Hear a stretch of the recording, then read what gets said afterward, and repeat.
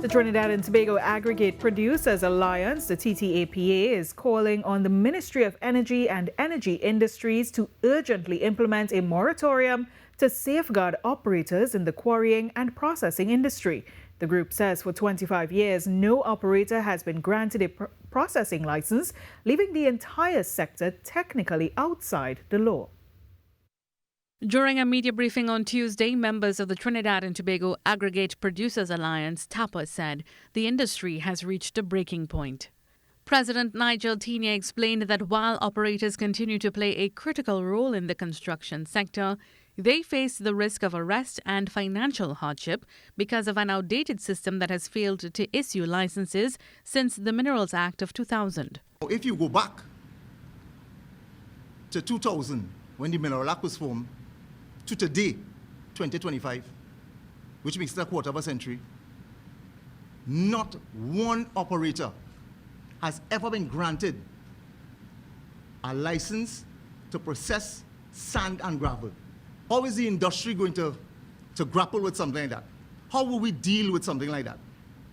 Because what it means now is that essentially every single person, from the company that is making cement to the company that is making clay blocks, are all operating outside the arm of the law. He said the alliance is not seeking to politicize the issue, but wants immediate dialogue with the energy minister to develop a fair system and to protect those who have invested heavily in the industry. We are asking to meet with the minister,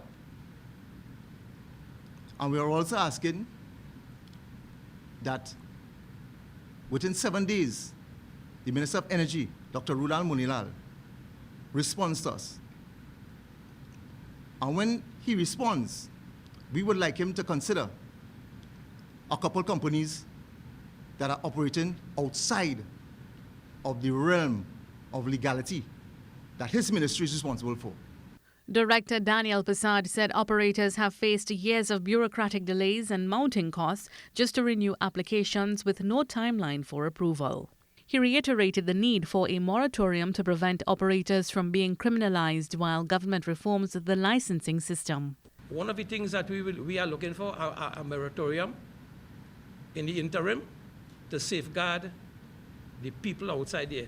Because when you check it right, one of us, how much persons that we employ.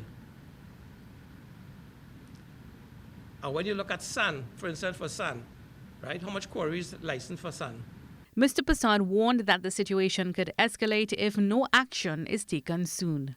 There are discussions that we have of holding back our services, however, for about 2 weeks.